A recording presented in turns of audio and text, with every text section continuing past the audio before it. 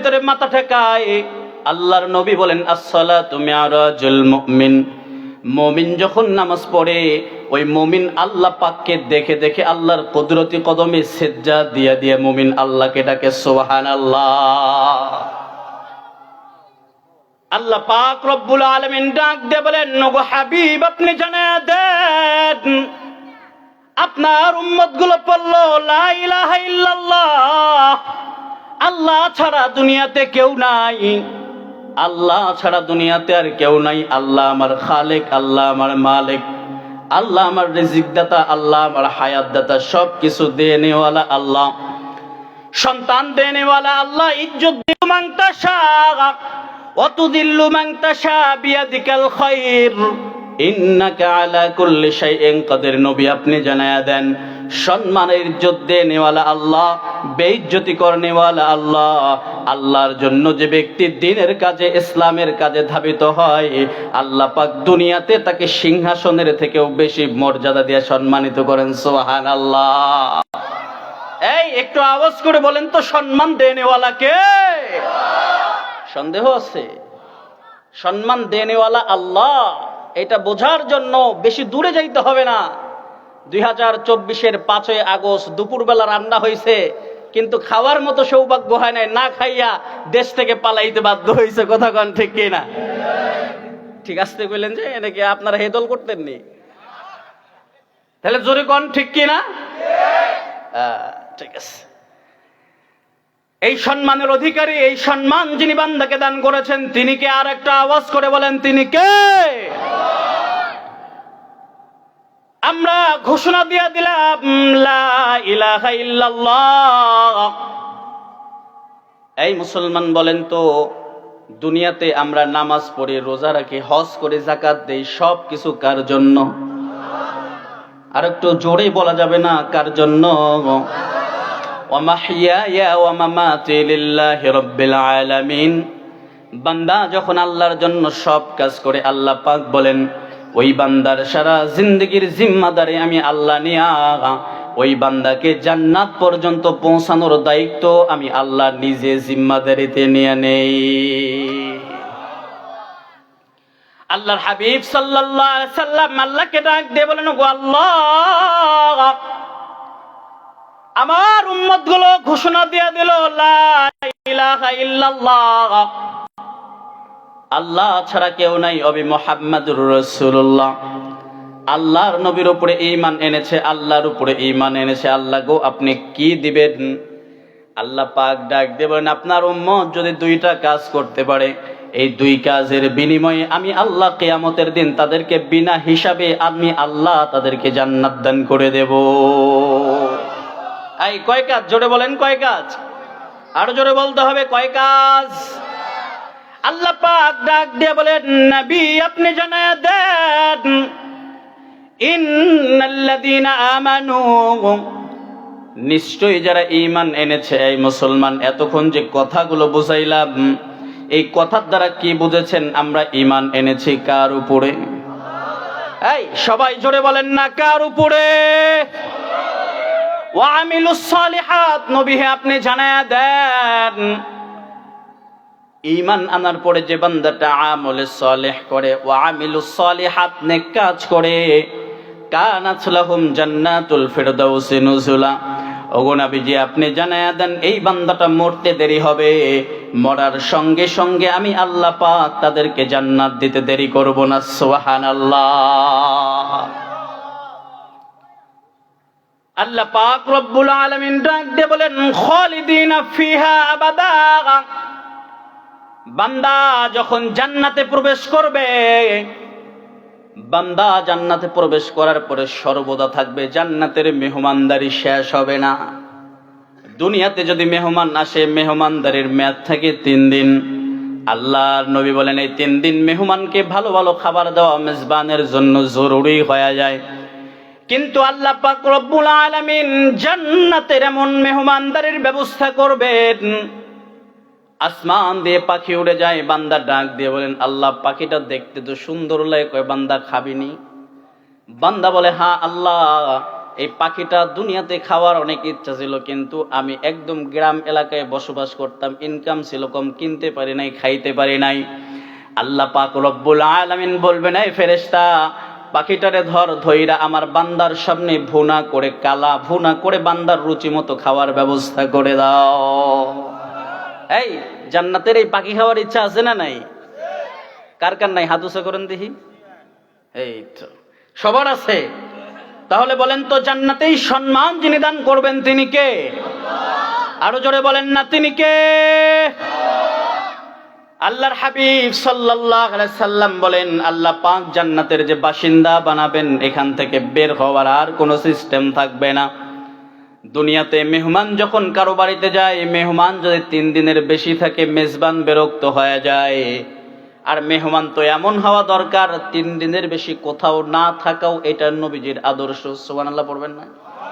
এই যে কিছু মেহমান আসে না, আসে তো আসে, ইল্লা মাশাআল্লাহ থাকতেই থাকে।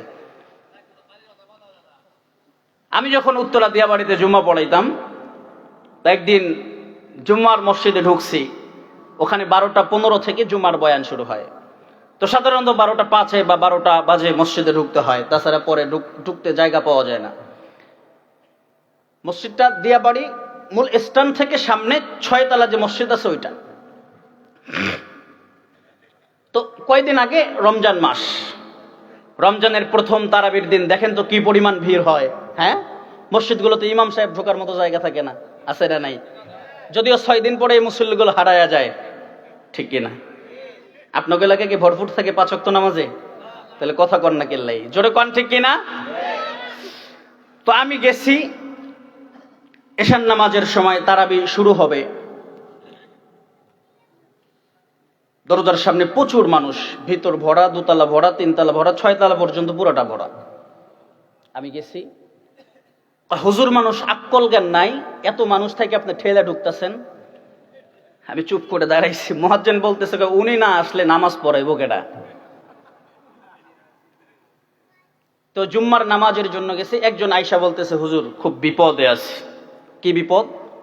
হুজুর একজন মেহমান আসছে আমার বাড়িতে, 3 সপ্তাহের উপরে মাস হয়ে গেছে, যাইবার চায় না, এটারে কি করে খেদানো যায়? আল্লাহর বান্দা সরকারি বেসরকারি চাকুরি করে, সামান্য টাকা বেতন পায়।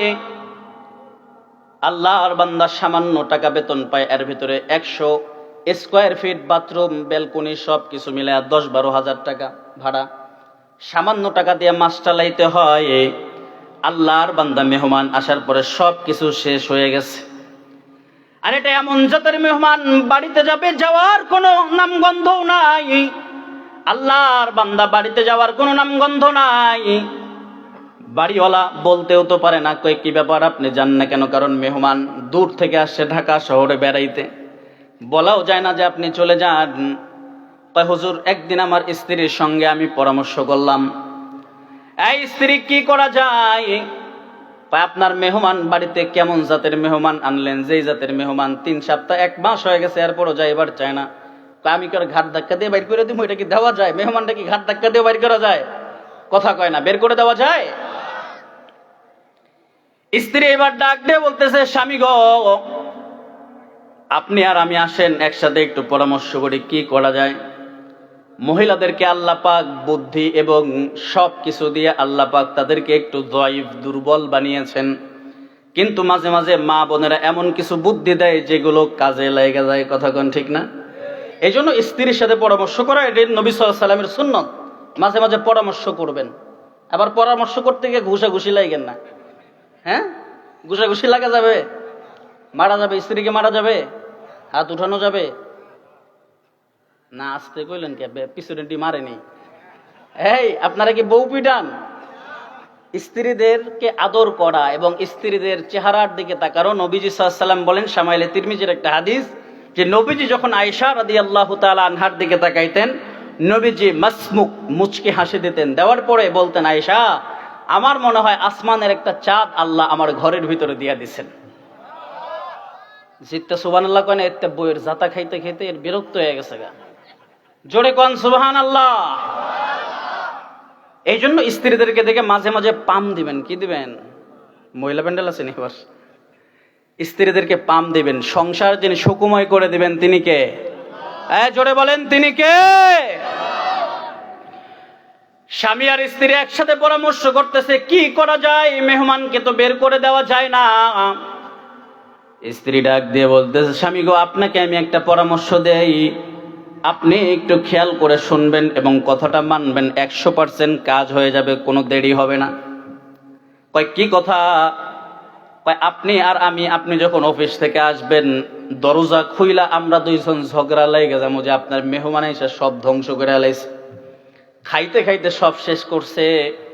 আপনার মেহমানকে চালাইতে চালাইতে আমি আমার সংসার কিভাবে চালাবো এই কথাটা হারাইয়া ফেলছি, কারণ আমার সম্বল যতটুকু আছে সব আপনার মেহমানকে খাওয়াইয়া দিছি। কারণ মেহমান যদি আসে আলুর ভর্তা আর ডাউল দিয়ে খাইতে দেওয়া যায় না, মেহমানকে ভালো খাবার খাওয়াইতে হয়, প্রত্যেক দিন মাছ গোস্ত ডিম এগুলো দিতে দিতে আমার সংসারের 1 মাসের আয় 6 দিনে শেষ হয়ে গেছে। আমি যে 1 মাস সংসারটা চালাইতাম, 6-7 দিনে সব টাকা আপনার মেহমানের পিছনে ব্যয় হয়ে গেছে। আপনি আমি যে ঝগড়া লাগবো, এই ঝগড়াটা বাস্তব ঝগড়া নয়, এটা মিছামিছি ঝগড়া, দেখবেন কাজ হয়ে যাবে। যেমন কথা তেমন কাজ। পরের দিন স্বামী যখন অফিস থেকে 5টা বাজে আসছে, স্ত্রী স্বামী ঘরে ঢোকার সঙ্গে সঙ্গে হাতের ভিতরে একটা স্টিলের প্লেট ছিল, জোরে ফিক মারছে, মাইরা বলতেছে, তোমার সংসারে আসার পরে অশান্তি বাইরা গেছে। তোমার যে মেহমান আসছে গ্রাম থেকে আসার পর 1 মাস আমি যে বাজার সদাই দিয়ে সংসার চালাইতাম, ওই সংসারটা চালানোর মতো সুযোগ আমার হয় নাই। 7-8 দিন পরে সব শেষ, আমার ঋণ হয়ে গেছে, বিভিন্ন খাদে খাদে আমি ঋণ করেছি, আমার পক্ষে আর সংসার আপনার মেহমান টানা সম্ভব নয়। স্বামী নিরুপায় হয়ে চুপ করে সামনে শুধু স্ত্রীর দিকে তাকায় আছে। একটু পরে মেহমান ডাক দিয়ে বলতেছে, কয় আপনাদের আর ঝগড়া করতে হবে না, আমি চলে গেলাম, বিদায় নিয়ে চলে গেল। গেটটা খুইলা দিয়া মেহমান যখন বের হয়ে গেছে, স্বামী আর স্ত্রী একসঙ্গে হাসতেছে, একসাথে বসে আসতেছে। কয় দেখছো নি আমার বুদ্ধিটা কি পরিমাণ কাজে লাগছে, আপনি আর আমি মিছামিছি ঝগড়া লাগলাম, আপনার মাথার উপর থেকে আপদ মেহমানটা চলে গেল। একটু পরে স্বামী স্ত্রী কথা বলতেছে, বলার মাঝখানে কলিং বেলের ভিতরে টিপ মারছে। স্বামী সামনে আগায় গিয়া দেখে, দরজা খোলা দেখে যে মেহমান একটু আগে বিদায় হয়েছে আবার ফিরাস। মেহমান ডাক দিয়ে বলতেছে, কয় আপনাদের ঝগড়া শেষ হয়েছে নি? কয় হ। কয় আপনি জান নাই? কয় আপনারা যেমন মিছামিছি ঝগড়া লাগছেন, আমিও মিছামিছি বিদায় নিয়েছিলাম, আমি এখনো যাই নাই। মেহমান যদি এরকম হয়, বলেন এই মেহমান কি সম্মান পরবর্তীতে পাবে? কথা কয় না, এই মেহমান কি সম্মান পাবে? এই জন্য নবীর সুন্নত হলো মেহমানের মেহমানদারিত্বের মেয়াদ কয়দিন? জোরে বলেন কয়দিন? 3 দিন পরে যদি মেজবান তাকে ডাউল আলুর ভর্তা শাক আর কচু পাতা দিয়ে খাবার দেয়, মেহমান কোনো অজুহাত দেখাইতে পারবে না। সুবহানাল্লাহ পড়বেন না? দুনিয়াতে যদি কোনো মেহমান বেশি দিন থাকে, মেহমান বিরক্ত হয়ে যায়, আল্লাহ পাক রব্বুল আলামিন ডাক দিয়ে বলেন, খালিদিনা ফিহা আবাদা, আমি যে বান্দাকে একবার জান্নাতে পাঠাবো, ওই বান্দা জান্নাতের বাসিন্দা থেকে কখনো বের হওয়ার সুযোগ থাকবে না। অনন্তকাল আমি আল্লাহ বান্দাকে জান্নাতের নাজ নিয়ামত দিয়া বান্দার জিন্দগিটাকে আমি আল্লাহ পরিপূর্ণ করে দেব। চিৎকার করে পড়েন সুবহানাল্লাহ।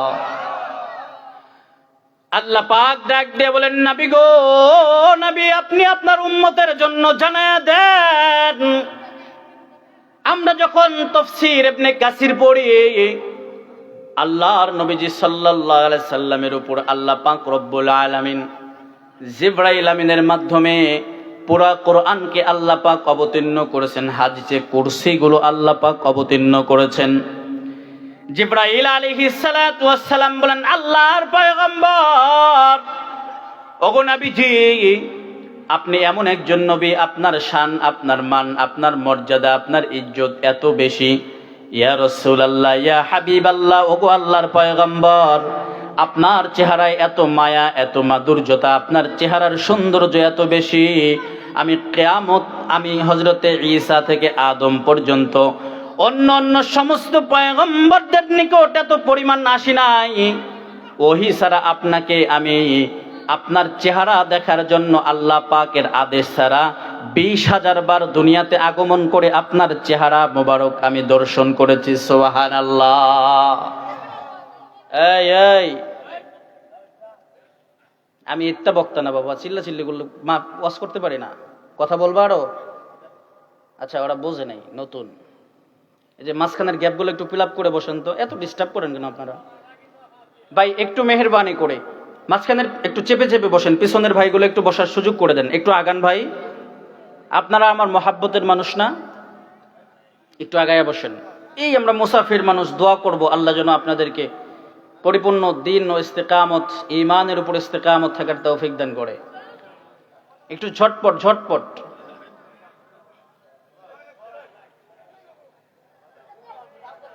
ভাই কথা না বলি, কথা না বলি, একটু তাড়াতাড়ি ঝটপট। যে ভাইরা চলে যাইতেছেন ওনাদের মনে ক্ষুধা লাগছে না? এতে খায়া হ্যাঁ নাই, বাসায় খাবার হয় নাই।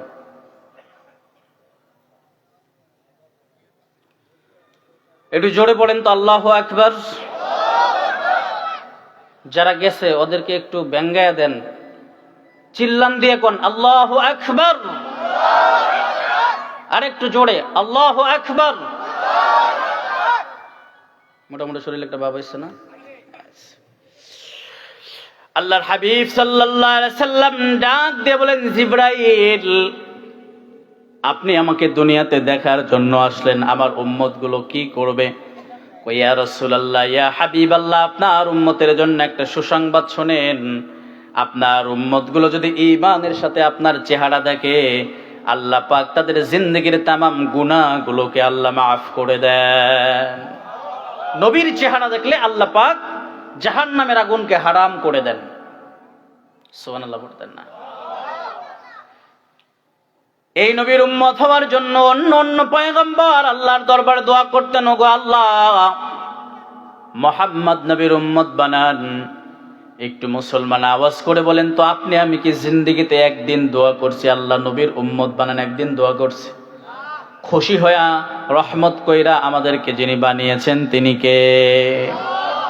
অন্য অন্য নবীদের উম্মতরা জান্নাতে যাওয়া বড় কষ্টকর বিষয় ছিল, কিন্তু আমার নবী মুহাম্মদুর রাসূলুল্লাহর উম্মত হওয়ার কারণে, আমার নবীজি সাল্লাল্লাহু আলাইহি সাল্লামের উম্মত হওয়ার কারণে আল্লাহ পাক ডাক দিয়ে বলেন, নবী হে আপনি জানায়া দেন, দুই কাজের সাথে যারা সম্পৃক্ত থাকবে আল্লাহ পাক তাদেরকে আল্লাহর জান্নাত বিনা হিসেবে দান করে দিবেন। এক নাম্বার ঈমান। আমরা তো ঘোষণা দিলাম লা ইলাহা ইল্লাল্লাহ, আল্লাহ ছাড়া কেউ নাই। ইন্নাল্লাযীনা আমানু, নিশ্চয় যারা ঈমান আনায়ন করেছে, ঈমান এনেছে। ও নান্দাইলের মুসলমান, একটা আওয়াজ করে বলেন তো, আমরা ঈমান এনেছি কার উপরে? ওয়া আমিলুস সালিহাত। নবী হে আপনি জানায়া দেন, ওগো নবীজি আপনি জানায়া দেন, যারা নেক আমল করবে, ওয়া আমিলুস সালিহাত, এবং নেক কাজের সাথে সম্পর্ক রাখবে, কানাত লাহুম জান্নাতুল ফিরদাউসি নুজুলা। নবী গো আপনি আপনার উম্মতদেরকে বলেন তাদের আর কিছু করা লাগবে না, ঈমানটারে মজবুত কইরা যদি নেক আমল করতে পারে, ওই নেক আমলের বিনিময়ে বেগয়র হিসাব, বিনা হিসাবে আমি আল্লাহ তাদেরকে কিয়ামতের দিন আল্লাহর জান্নাত দান করে দেব।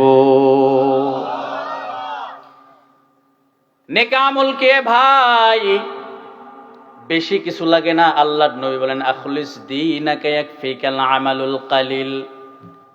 এই উম্মত বেশি আমল লাগবে না, 5 লাখ 10 লাখ টাকা দান করা লাগবে না, বড় বড় মসজিদ বানাইতে হবে না। নিয়ত যদি খাঁটি থাকে, 1 টাকা দান করলে যিনি খুশি হবেন তিনি কে?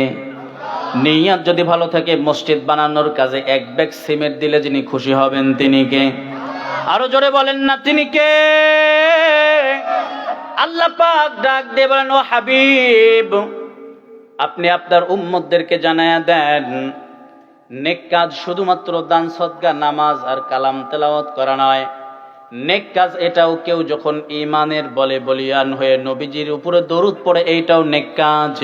এই নেক কাজগুলোর পাশাপাশি যে বান্দা আল্লাহ এবং রাসূলের উপরে ঈমান আনয়ন করে ঈমানটারে মজবুত করবে, ওই বান্দাকে আমি আল্লাহ কবর থেকে শুরু কইরা হাসরের মাঠ পর্যন্ত বাকির উম্মতকে আমি আল্লাহ জান্নাত দেব না? চিৎকার করে পড়েন সুবহানাল্লাহ। এ ভাই, এই দুনিয়াতে অনেক হাজী সাহেব আছে যারা হজ করার পর আল্লাহর জান্নাতে যাবে না। অনেক নামাজি আছে যারা দুনিয়াতে নামাজ পড়তে পড়তে কপালে দাগ ফালাইয়া দিছে, এরপরও জান্নাতে যেতে পারবে না। অনেক মানুষ আছে যারা দুনিয়াতে যাকাত দিত, দানবীর বলে পরিচয় ছিল, কিন্তু জান্নাতে যাবে না। কয় কেন জান্নাতে যাবে না? কয় তাদের সমস্ত আমলের উদ্দেশ্য ছিল দুনিয়া। হাজী সাহেব হজ করছে তো দুনিয়াতে আলহাজ নাম শোনার জন্য। কথা কন ঠিক কি না? গতকালকেও টাঙ্গাইলে আমার এক মাহফিলে আলহাজ দেয় নাই, এই জন্য উনি মাহফিলে আসে নাই, টাকা পয়সাও দেয় নাই। বলেন তো, ওনার টাকা ছাড়াও মাহফিল যিনি পরিপূর্ণতা দান করেছেন তিনি কে? হ্যাঁ, জোরে বলেন না, তিনি কে? মিয়া, তুমি তোমার নামের জন্য দুনিয়াতে হজ করছো, তুমি কি আল্লাহর জান্নাতে যাইবা? হ্যাঁ, কথা কয় না, আল্লাহর জান্নাতে যাওয়া যাবে? সব কিছু হবে কার খুশির জন্য?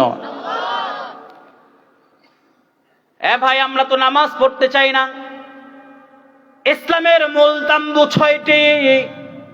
নবীজি সাল্লাল্লাহু আলাইহি সাল্লাম বলেন, ১ নাম্বার লা ইলাহা ইল্লাল্লাহ, আল্লাহর উপরে ঈমান আনো। ওয়া ইকামিস সালাত, ২ নাম্বার নামাজ পড়ো। নামাজ তো আমরা পড়তে চাই না। নামাজের কথা বললে হুজুররা যখন ডাক দেয়, এ ভাই নামাজে আসো, কয় হুজুর লুঙ্গি আর প্যান্ট ভালো নাই। কেন ভালো নাই? হুজুর প্যান্টের এক টাইট তো খাড়ায় সাইডা দেই। আছে না নাই? আপনাকে এলাকায় এটি আছে? খাড়ায়া পেশাব করে কে? এই মেয়ে শয়তানটা দেখছেন মুক্তি জীবনে, খাড়ায়া পেশাব করে কুত্তা। কথা কয় না কি? এই খাড়ায়ার পেশাব করবেন। অনেকে ফতুয়া দেয়, হুজুর নবীজিও তো জীবনে একবার খাড়ায়া মুতছে। এবার মায়ের কোলে যে হাজার হাজার বার খাড়ায়া মুতলে, এটাকে সুন্নত আমল হয় নাই? সুন্নত হয় নাই? এখন তোমার খাড়ায় আবার পেশাব করতে হবে।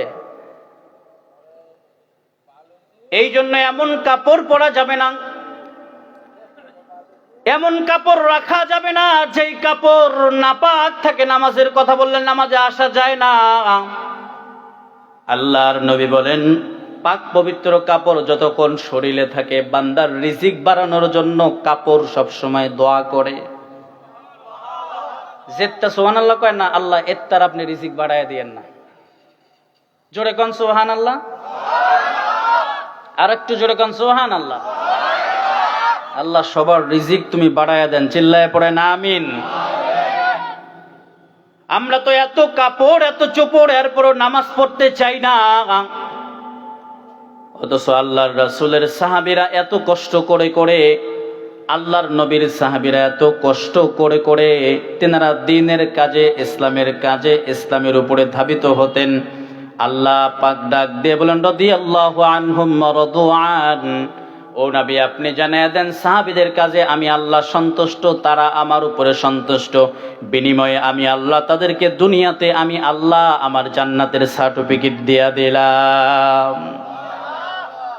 আল্লাহর রাসূল সাল্লাল্লাহু আলাইহি সাল্লাম, এ মুসলমান, বুঝার জন্য বলি, বুঝানোর জন্য বলি, আল্লাহর নবী সাল্লাল্লাহু আলাইহি সাল্লাম মদিনার মসজিদের নববীতে বৈশা তালিম দিতেছেন।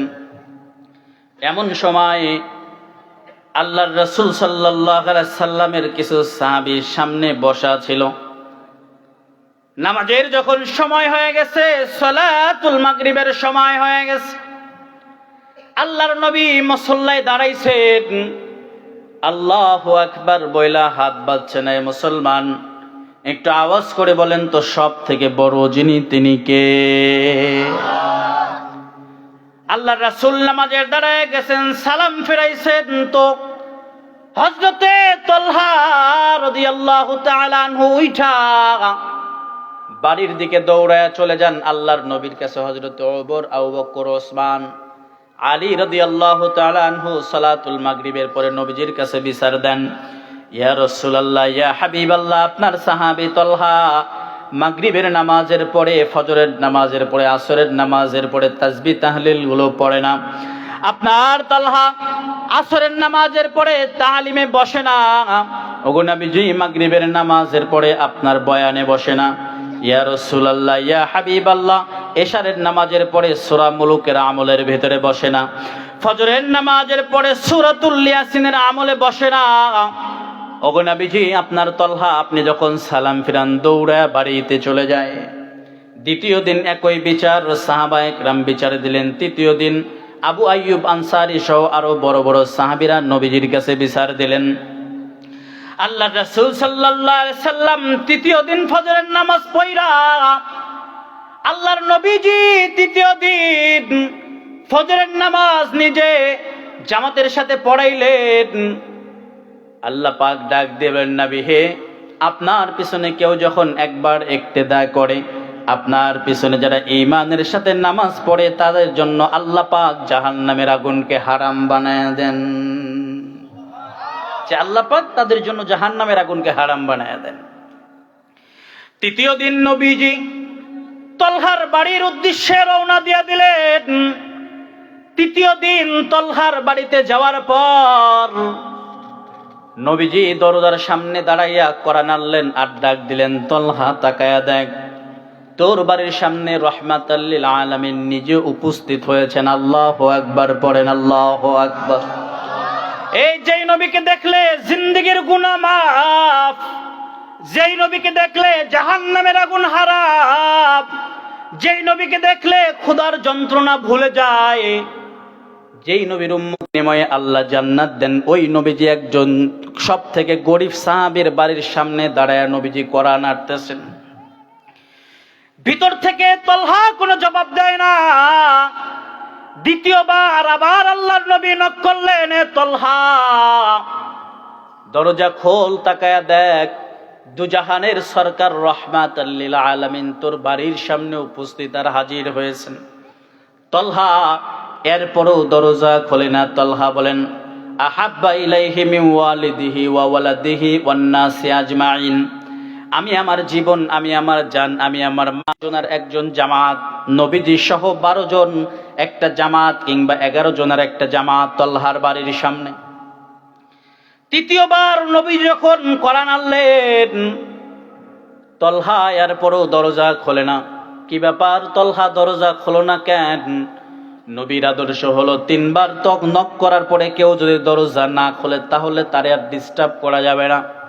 আপনি 1 বার 2 বার 3 বার কল দিবেন, সে যদি রিসিভ না করে 4th বার আর কল দিবেন না। এটাও নবীর আদর্শ, কাউকে অতিরিক্ত ডিস্টার্ব না করা।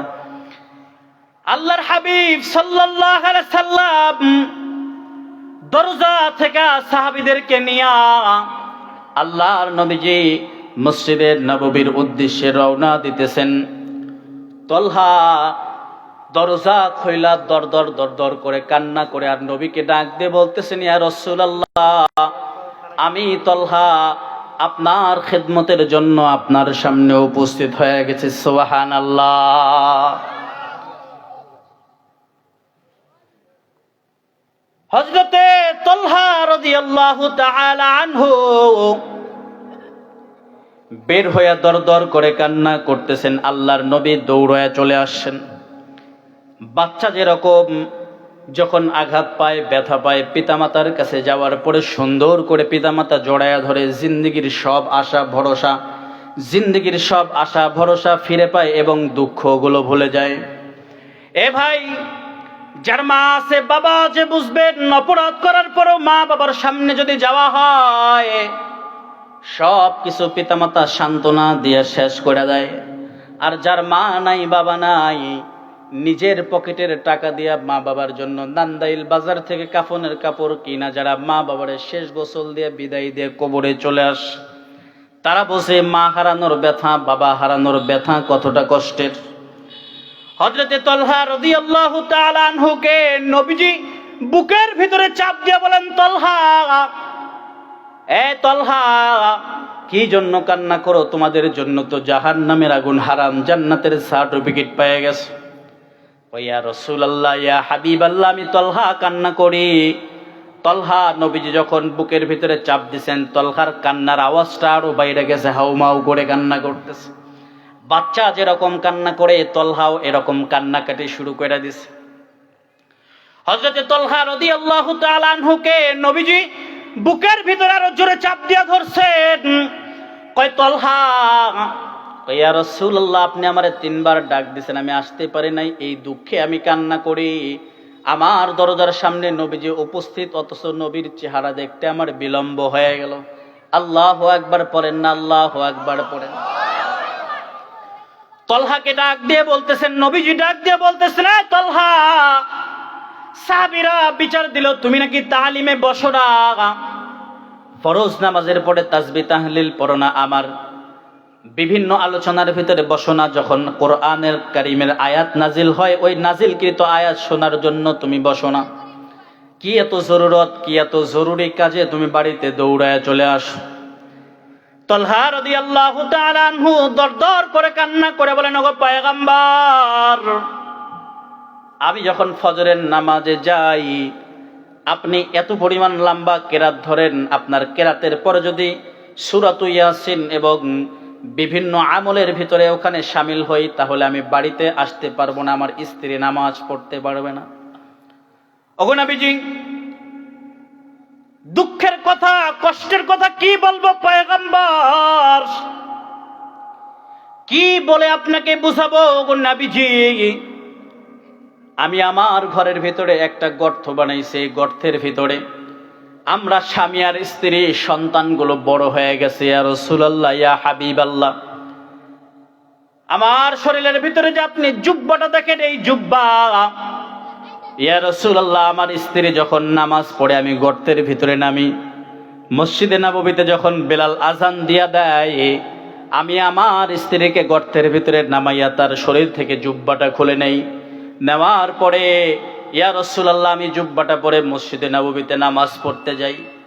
ওগো নবীজি, দুঃখের কথা কি বলবো পয়গম্বর, ইয়া রাসূলুল্লাহ, বুকটা ফেটে যায়।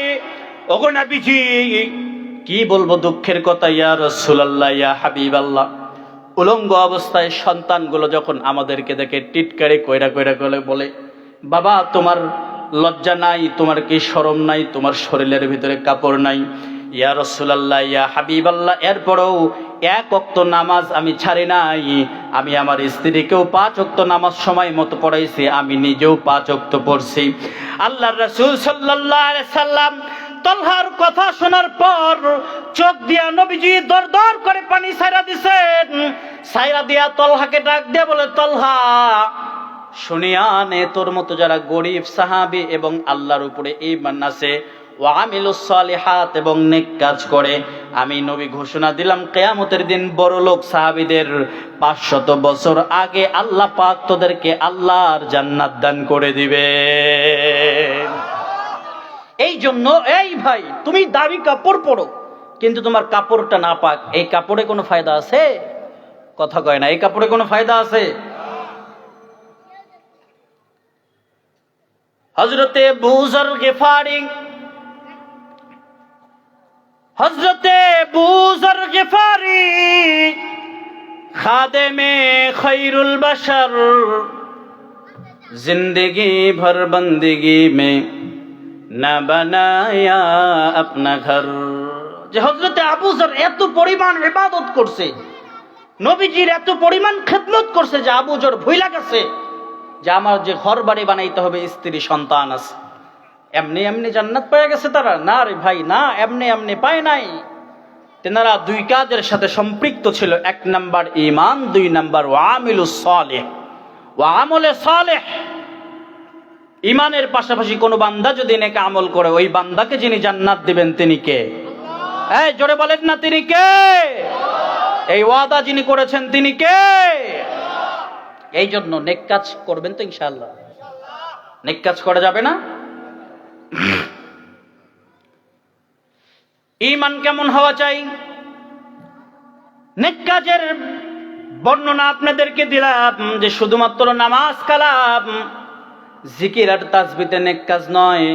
কাপড় পবিত্র রাখা, নবীর প্রতি ভালোবাসা থাকা, আল্লাহর প্রতি ঈমান থাকা, নবীর প্রতি ঈমান থাকা, এইটাও নেক কাজ।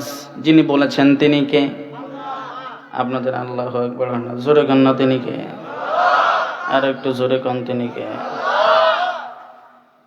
ঈমান কেমন হওয়া চাই? ইন্নাল্লাযীনা আমানু, নিশ্চয়ই যারা ঈমান এনেছে।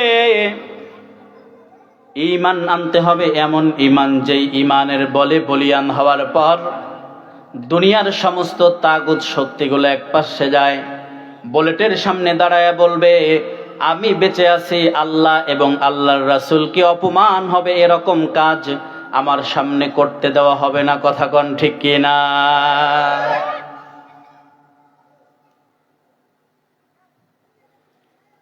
ঈমানটারে এমন মজবুত বানানো চাই, ঈমানকে মজবুত যদি করতে পারেন, ঈমানকে মজবুত করার জন্য ছোট ছোট নেক আমল যথেষ্ট ঈমানকে মজবুত করার জন্য।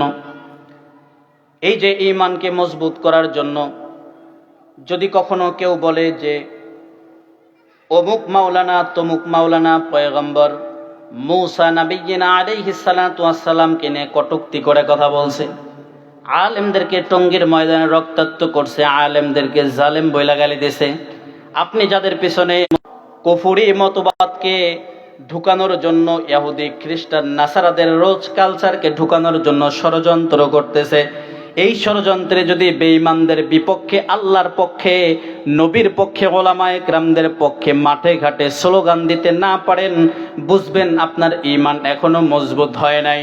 যারা ইসলাম নিয়ে কটূক্তি করবে, যারা দ্বীন নিয়ে কটূক্তি করবে, যারা বাংলার জমিনে তাবলীগ নিয়ে কটূক্তি করবে, আল্লাহি রবের কসম, আল্লাহি রবের কসম, আল্লাহি রবের কসম, এই বাংলার জনগণ তাদেরকেই বাংলার জমিন থেকে অবঞ্চিত ঘোষণা করবে। কথা কোন ঠিক কিনা? 16 বছর জুলুম করেছে, সেক্টর থেকে শুরু করে সংসদ পর্যন্ত সব জায়গায় নিজের লোক দিয়ে ভরাইছে। বলেন তো, এই তাওহীদি জনতা হুজুররা যখন মাঠে ঘাটে নামছে, দুপুরের খাবার খাওয়ারও সুযোগ পায় নাই, কাপড় চোপড় নেওয়ারও সুযোগ পায় নাই, দাদা বাবুদের দেশে পালাইতে বাধ্য হয়েছে। এটা কথা কয় না কে? আর জোরে বল ঠিক কিনা?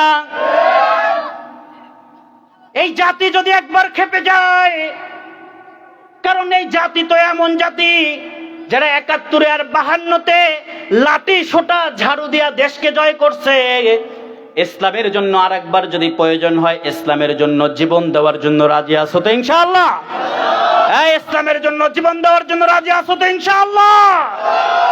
ইসলামের জন্য সৈনিক যদি কখনো প্রয়োজন হয়, বাংলাদেশের সমন্বয় ইসলামী দলগুলো, বাংলাদেশ জামাতে ইসলাম সহ বাংলাদেশের যত ইসলামী দল আছে, জমিয়ত, খেলাফত, আল্লামা মামুনুল হক সহ, কেউ যখন ইসলাম রক্ষায়, দিন রক্ষায় ফারুক এবং মাওলানা সাহাবদের মতো এদেরকে, ইহুদি খ্রিস্টান দালালদেরকে রুখে দেওয়ার জন্য যদি কখনো আবার শাপলা চত্বরের প্রয়োজন হয়, শাপলা চত্বরে যাওয়ার জন্য নান্দাইলের মুসলমান আপনারা রাজি আছেন তো? এই দিনের জন্য, ইসলামের জন্য কখনো যদি জীবন লাগে, জীবন দিয়ে ইসলামকে জয় করবেন তো ইনশাআল্লাহ? এই জন্য প্রিয় ভাই, আমরা কোনো ব্যক্তিকে ঠেকানোর জন্য যদি আবারও তাবলীগ রক্ষায়, কওমি মাদ্রাসা রক্ষায়, বাংলার মুসলমানদের ঈমান রক্ষায় ইহুদি খ্রিস্টান নাসারা বামপন্থীদের বিপক্ষে ডাক আসে, ময়দানে যাওয়ার জন্য প্রস্তুত আছেন তো ইনশাআল্লাহ? এই শাহাদতের তামান্না বুকে লালন করে ইসলামের জন্য, দ্বীনের জন্য শাহাদত বরণ করার জন্য রাজি আছেন তো ইনশাআল্লাহ? এই ইসলামের জন্য জীবন যদি লাগে জীবন দিবেন তো ইনশাআল্লাহ? আল্লাহ আমাদেরকে তৌফিক দান করুক। চিল্লায় পড়েন আমিন। প্রিয় ভাই, ইসলামের জন্য, ইসলাম কায়েম করার জন্য দুইটা জিনিস লাগে। কয়টা? আপনারা কি আমার উপর অসন্তুষ্ট নেই? চা খাওয়াইছেন না কিল্লাই? হ্যাঁ, এই অসন্তুষ্ট আপনি? একটু চা খাওয়াইন, মেয়ে স্লিপ না দেখতে চা খাওয়াইতেন। বিসমিল্লাহ।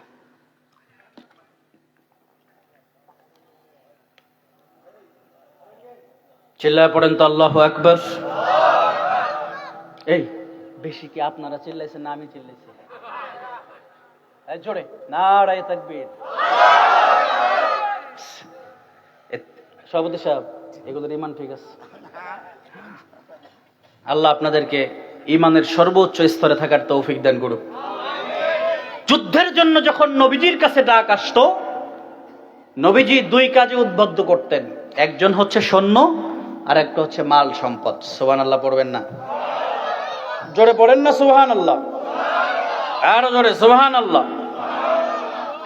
আল্লাহর রাসূল সাল্লাল্লাহু আলাইহি সাল্লাম যুদ্ধের জন্য যখন ডাক আসতো, নবীজি সৈন্য প্রস্তুত করার পাশাপাশি মাল প্রস্তুত করতেন, সম্পদ প্রস্তুত করতেন। আল্লাহর রাসূল বলতেন, 1 টাকা যখন ইসলামের জন্য কেউ ব্যয় করে, আল্লাহ পাক কিয়ামতের দিন এটা বাড়াইতে বাড়াইতে 700 টাকায় রূপান্তর করে। রমজানে যদি করে, আল্লাহ 1 টাকায় 7000 টাকার বরকত দেন। সুবহানাল্লাহ। আল্লাহর রাসূল সাল্লাল্লাহু আলাইহি সাল্লাম বলেন, ইসলামের জন্য যেরকম সৈনিক দরকার, ইসলামের জন্য মালও দরকার, আছে না নাই? মাল যদি না থাকে সৈনিকরা খাবে কি? সৈন্যরা খাবে কি? মাল যদি না থাকে ইদারাত বানাবেন কিভাবে? মসজিদ মাদ্রাসা বানাবেন কিভাবে? আল্লাহর নবীজি সাল্লাল্লাহু আলাইহি সাল্লাম যুদ্ধের জন্য ডাক দিলেন। সমস্ত সাহাবীরা যুদ্ধের ময়দানে যাওয়ার জন্য প্রস্তুত হয়ে গেল। তবুক যুদ্ধের কথা বলছি, তবুক যুদ্ধের কথা।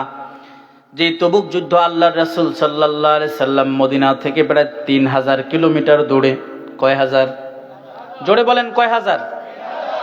3000 মাইল দূরে তবুকের ময়দানে আল্লাহর রাসূল যুদ্ধের জন্য সাহাবীদেরকে একত্রিত করতেছেন।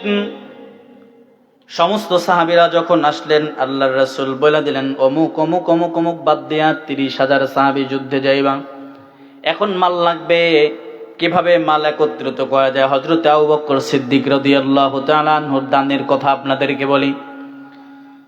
সমস্ত সাহাবীরা দান করার জন্য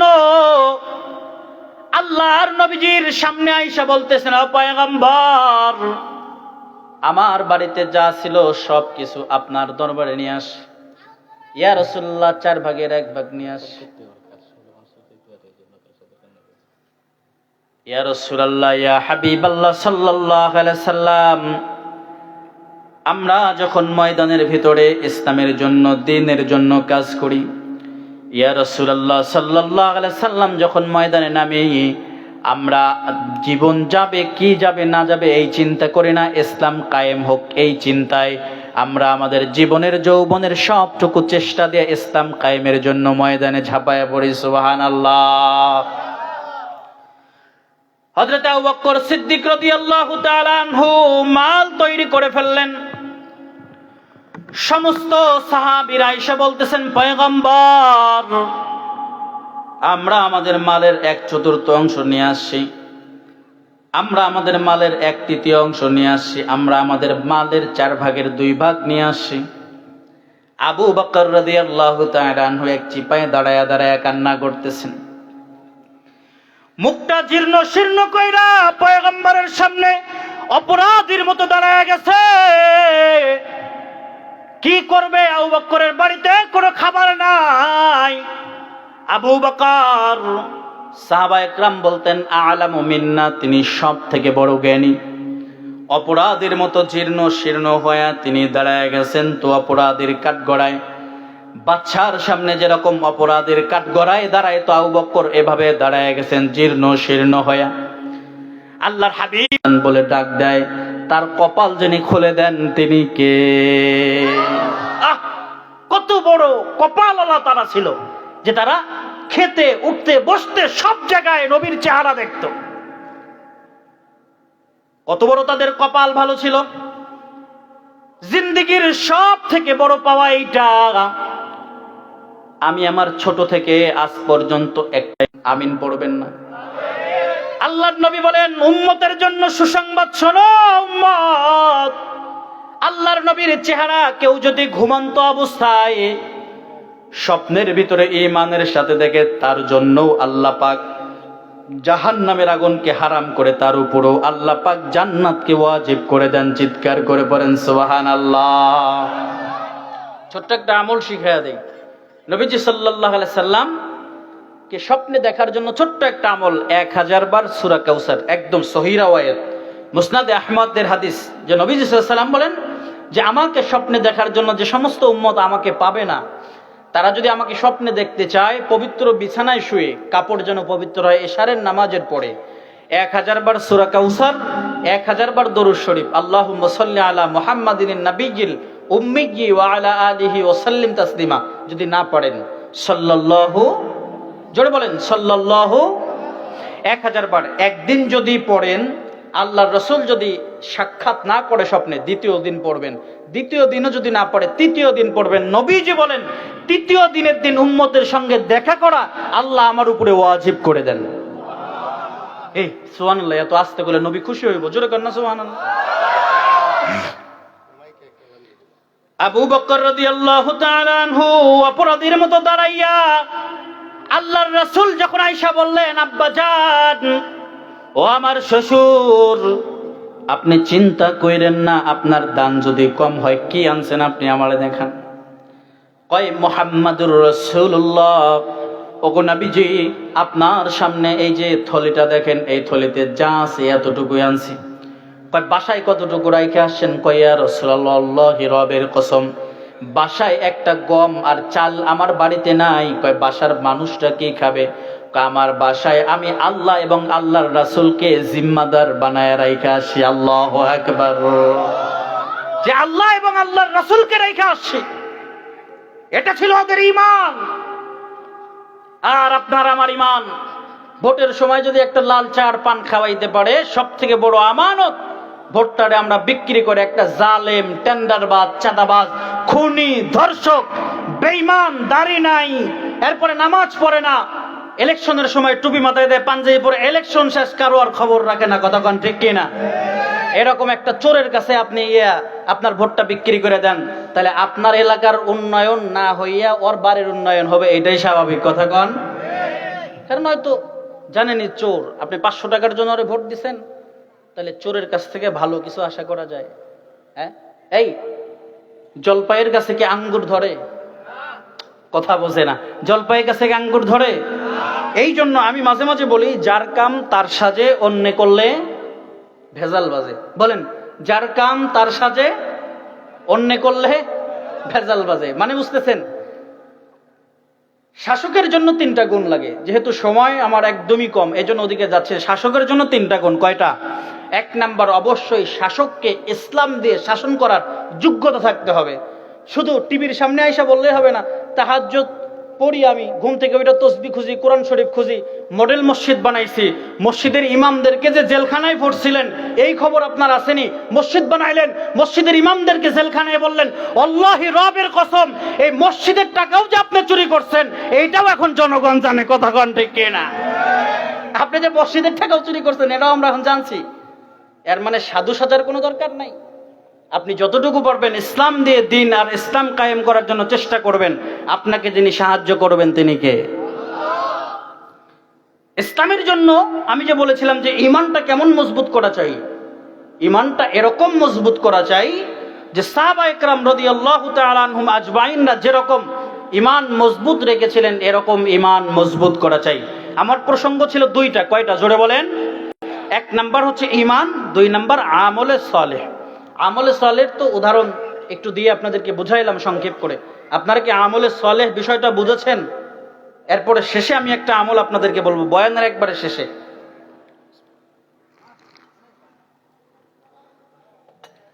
ঈমান মজবুত যদি কেউ করে, এরকম ঈমান মজবুত করা দরকার যেরকম ঈমান মজবুত করার পরে আল্লাহর পক্ষ থেকে ঘোষণা আসে, বান্দা তুমি জান্নাতি।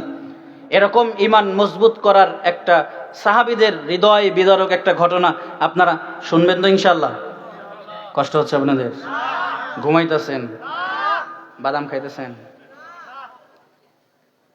হইছে, মাঝে মাঝে বাদাম খায়। আচ্ছা, ডাইন হাতটা উঁচু করেন তো, জোরে, আরো সুন্দর করে একটু লাড়া দেন, বলেন নারায়ে তাকবীর। এই তোমরা কি তাকবীরটা কি পারো না? একজন খাড়া তাকবীর দাও বড়া। কেউ নাই? কেউ নাই তাকবীর দেওয়ার মতো? আচ্ছা আমি দেই, নারায়ে তাকবীর।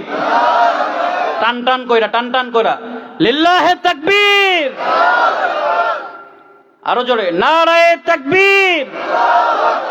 আল কোরআনের আলো ঘরে ঘরে জালো,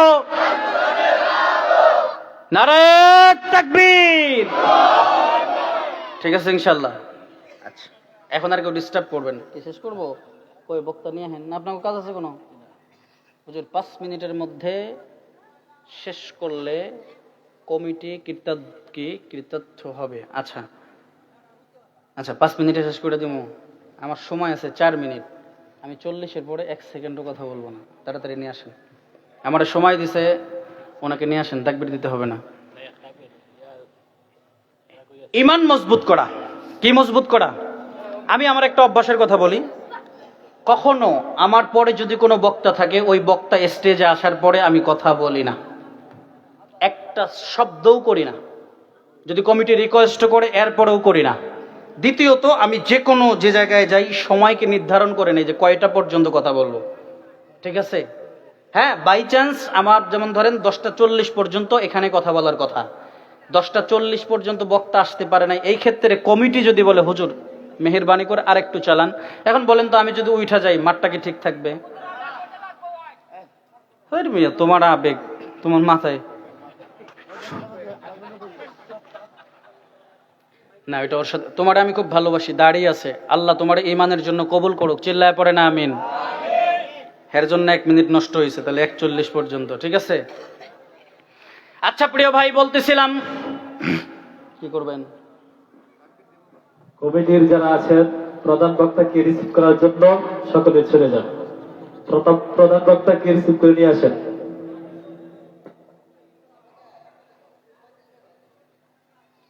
শেষ করে দেবো, ছেড়ে দেবো মাইক।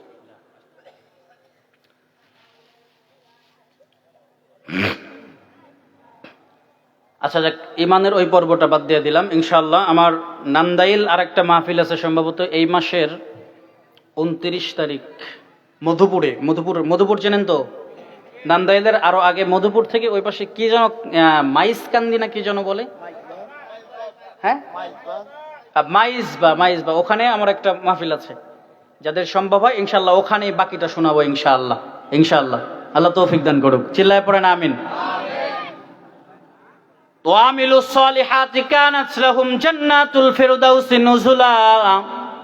ওগো নবীজি, আপনি জানায় দেন ঈমানের পরে কোনো বান্দা যদি নেক আমল করে, নেক আমল যখন কোনো বান্দা করে, ওই নেক আমল করার সঙ্গে সঙ্গে আল্লাহ পাক তাদের জন্য জান্নাত দান করে দেন।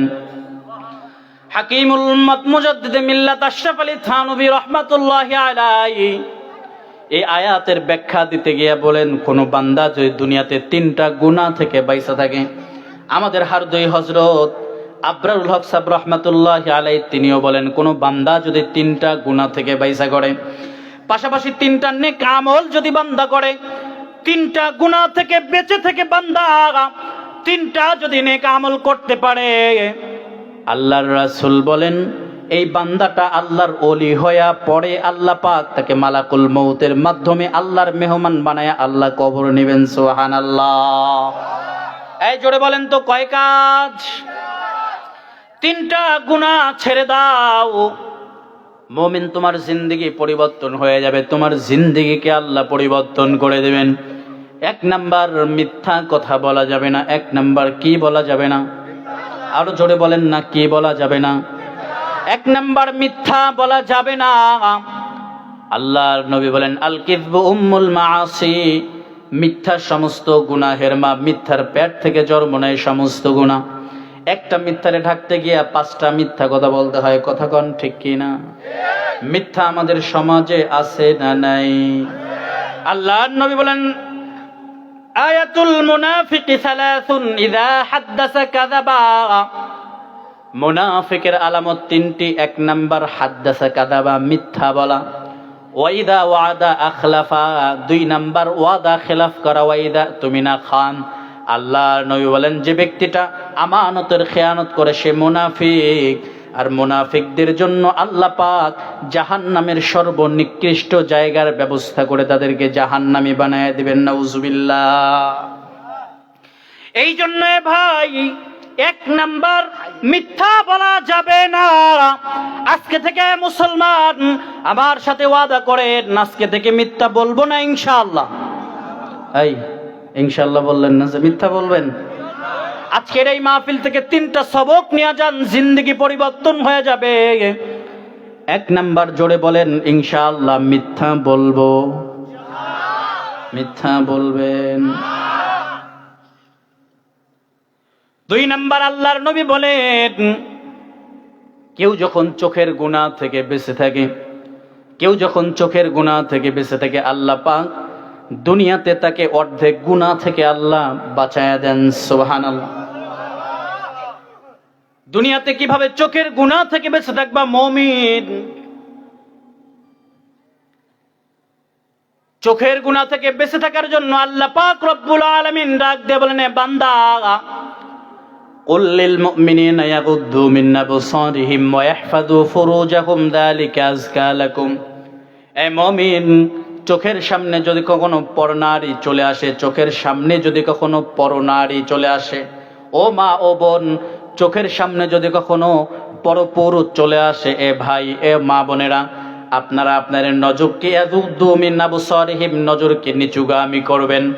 এই প্রসঙ্গে নবীজি বলেন, আল্লাহর কোন বান্দা যখন নজরকে নিচুগামী করে, আল্লাহর কোন বান্দা যখন নজরকে নিচুগামী করে, ইয়াগুদ্দু মিন আবসারিহিম ওয়া ইয়াহফাযু ফুরুজাহুম, নজরকে নিচুগামী করে লজ্জা স্থানকে হেফাজত করে, আল্লাহর নবী বলেন ওই বান্দাটা খারাপ নারী থেকে চোখকে ফেরানোর সঙ্গে সঙ্গে এই দুনিয়াতে যত খালি জায়গা আছে সমস্ত জায়গা আল্লাহ পাক সওয়াব দিয়ে তার আমল নামায় ভরা দিয়ে আল্লাহ পাক তার এই সমপরিমাণ সওয়াব তার আমল নামায় আল্লাহ লেখা দেন।